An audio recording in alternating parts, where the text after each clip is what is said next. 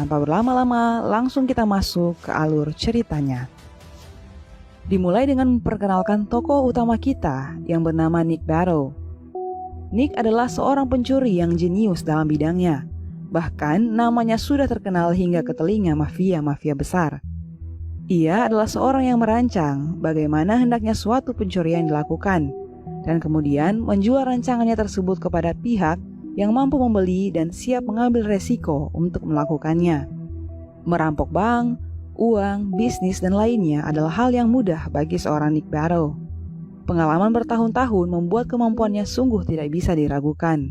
Setiap rencana sudah diteliti dan dirancang oleh Nick, sehingga 99,9% setiap aksinya pasti berhasil.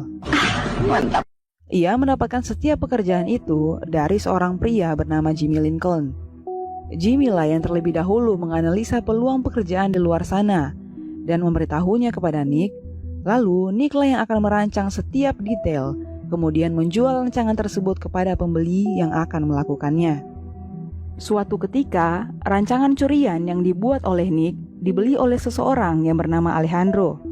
Nick pun kemudian memberitahu Alejandro bagaimana pencurian akan dilakukan. Diketahui barang yang akan mereka curi adalah uang berjumlah $250.000 yang tersimpan di dalam loker barang bukti Gedung Pengadilan Negeri Atlanta. Setiap detail berupa kode akses, jadwal, skema, serta peralatan telah disiapkan oleh Nick. Di sini kita diperlihatkan bagaimana jeniusnya strategi tersebut dijalankan. Pada awalnya, Alejandro dan salah satu rekannya telah lebih dahulu masuk ke gedung pengadilan dengan membawa tas untuk ditukar dengan uang tersebut. Sementara itu, kedua anak buah Alejandro masuk menelusuri jalan bawah tanah untuk mempersiapkan pengalihan perhatian. Lalu mereka meledakkan mobil pengangkut barang bukti yang berada tepat di depan pengadilan tersebut.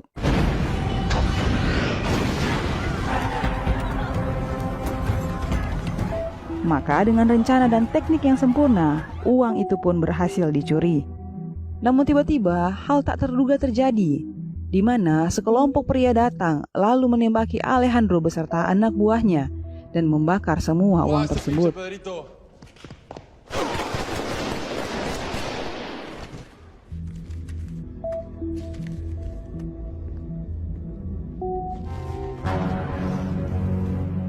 Di sisi lain, Nick adalah seorang ayah yang terus mengawasi putrinya setiap hari dari kejauhan. Diketahui putri cantiknya ini bernama Kate. Walaupun sangat mencintai Kate, namun Nick memilih untuk menjauhkan diri dari kehidupan putrinya, mengingat pekerjaan yang ia lakukan sangat beresiko. Ia sama sekali tidak ingin putrinya terlibat dengan apa yang ia lakukan. Namun, Nick tetap secara rutin mengirimi anaknya uang dan memperhatikan segala kebutuhannya, walau mereka tidak pernah sekalipun menghabiskan waktu bersama.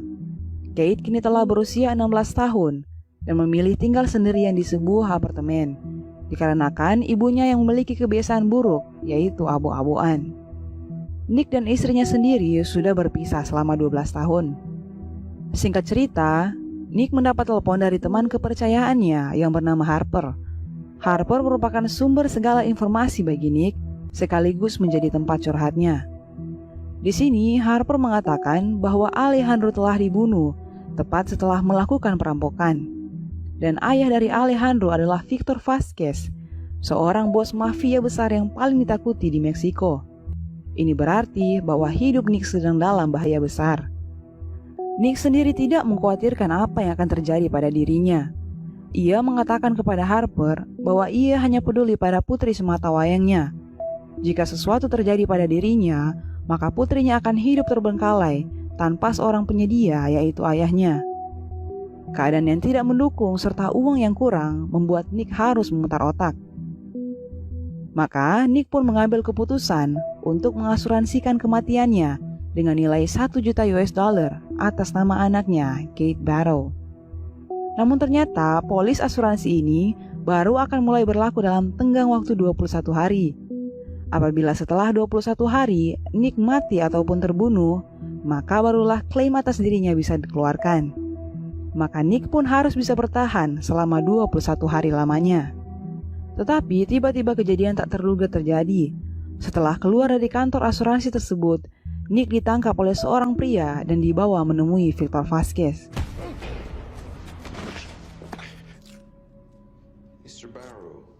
Di sini, Nick berusaha meyakinkan Victor bahwa memang ia sama sekali tidak membunuh Alejandro.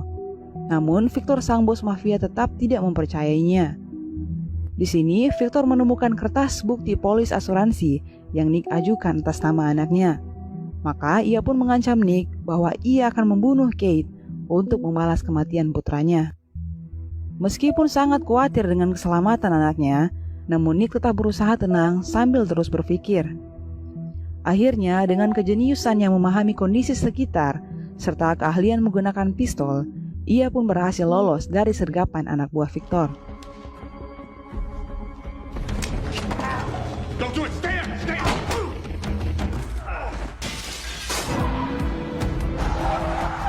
Setelahnya, Nick pun pergi dan menjemput Kate di apartemennya.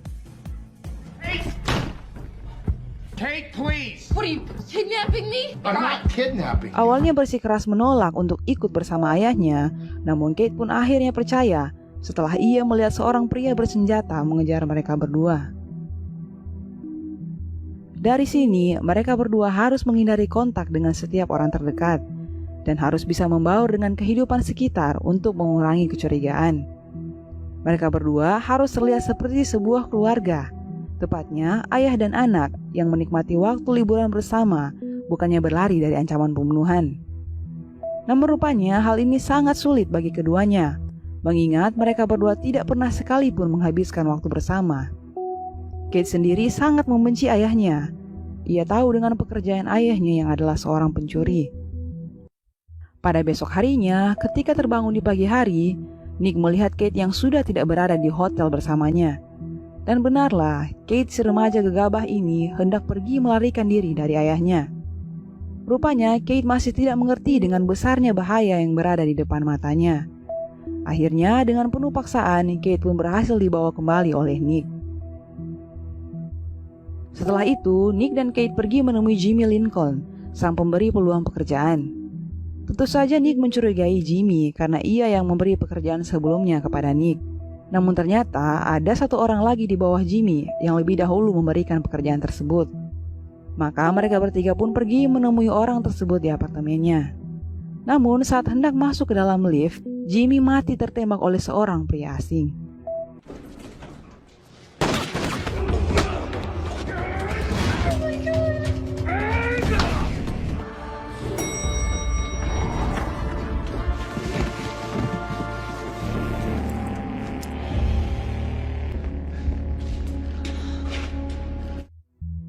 Setelah berhasil lolos dari kejaran maut pria tadi, maka diketahui melalui Harper, sahabatnya, bahwa pria itu merupakan detektif Dinardi, yang adalah seorang anggota kepolisian.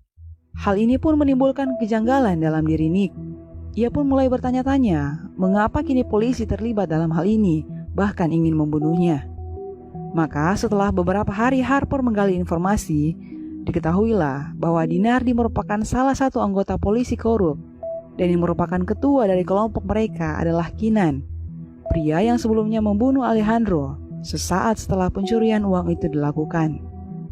Ternyata uang tersebut merupakan barang bukti penting dari kejahatan oleh sekelompok polisi korup yang di dalamnya terdapat nama Keenan dan anak buahnya. Oleh karenanya, ia membunuh Alejandro dan membakar semua uang tersebut. Dengan hilangnya bukti itu, maka polisi tidak memiliki kasus lagi dan dipaksa untuk membatalkan tuduhan atas polisi-polisi korup tersebut. Nick sendiri pun harus bisa bertahan, karena ia yakin semakin lama ia berada di luar sana, Keenan dan kelompoknya akan semakin goyah dan dilanda rasa takut apabila kemungkinan Nick akan menemukan kebenarannya. Dan ternyata benar, salah satu anak buah Keenan yang bernama Matty hendak mengakui kejahatan mereka kepada Internal Affairs. Jadi, Internal Affairs merupakan suatu organisasi kepolisian Amerika yang menyelidiki kejahatan di dalam tubuh kepolisian itu sendiri. Mengetahui Matty yang berkhianat terhadapnya, Keenan pun membunuh anak buahnya tersebut. About making a deal, haven't you, Matty? I didn't say nothing. I didn't. Beberapa minggu tersisa, Nick harus bisa bertahan hidup dengan putrinya. Semakin hari, hubungan antara ayah dan anak ini menjadi semakin baik. Meski awalnya Kate merasa kesal karena ayahnya telah mengambil foto dirinya sepanjang hidupnya, tetapi ia juga menikmati sebuah hadiah gitar yang diberikan oleh ayahnya. Suatu hari saat mereka keluar bersama, Kate penasaran dan bertanya bagaimana cara ayahnya merancang suatu penculikan. Maka Nick pun menjelaskan setiap detail yang selalu ia lakukan. How do you figure out how to steal the stuff you steal? Think. Security comes first. Does the building have CCTVs? Alarm. Number one, you have to know how to get out before you get in. Then there's the exit plan. Are you walking out? You driving out? Malamnya mereka berdua pergi ke sebuah karnival dan menikmati waktu bersama. Di sana Nick juga mengajarkan kepada Kate bagaimana caranya menembak.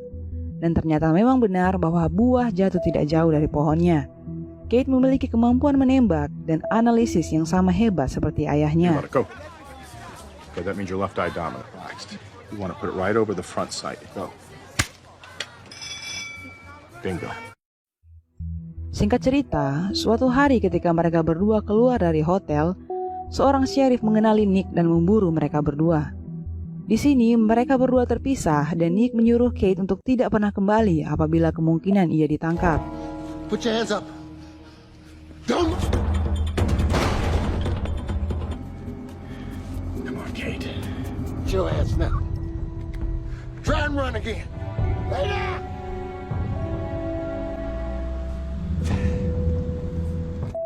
Nick pun dibawa ke kantor sheriff untuk diamankan.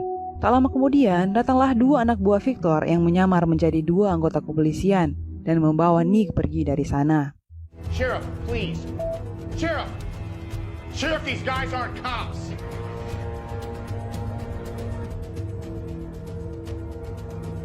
Namun tak lama setelah itu, sheriff udik tersebut menyadari bahwa dua orang tadi bukanlah anggota kepolisian. Maka terjadilah kejar-kejaran dan baku tembak antara mereka. Di sini, anak buah Victor berhasil melumpuhkan dua anggota polisi tersebut.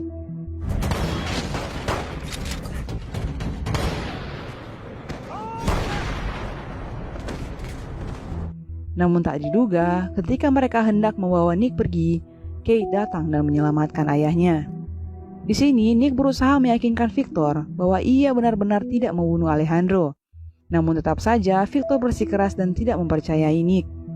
Akhirnya, Nick dan Kate menahan Victor dan anak buahnya, lalu pergi dari sana. Di perjalanan, Nick sangat marah dengan Kate yang tiba-tiba datang menolongnya. Tentunya ia sangat khawatir karena hal tersebut dapat membahayakan anaknya. Namun rupanya Kate tidak terima dengan perkataan ayahnya. Ia sudah berjuang menyelamatkan Nick, tetapi Nick sama sekali tidak menghargainya. Maka Kate pun pergi meninggalkan ayahnya sendirian di jalanan dan kembali ke hotelnya. Kate yang masih noob masih tidak mengerti situasi saat ini. Dan ketika ia kembali ke hotel, terlihat sekelompok anak buah Victor yang telah menungguinya di sana. Kate pun pergi ke apartemen temannya Becca, tetapi akhirnya ia berhasil ditangkap. Di sisi lain, dengan bantuan informasi dari Harper, Nick menemukan seonggok uang barang bukti tersebut di kapal milik Matty, salah satu anggota polisi korup yang telah dibunuh oleh Keenan. Maka Nick pun membuat perjanjian dengan Keenan untuk menukar Kate dengan uang tersebut. Sesampainya di sana, Nick membongkar kejahatan Keenan kepada anak buahnya, bahwa Keenan telah membunuh Matty dan berusaha melepaskan dirinya dari kasus tersebut. Dan di saat Keenan lengah, Kate berhasil meloloskan dirinya. Maka terjadilah baku tembak antara Keenan dan anak buahnya.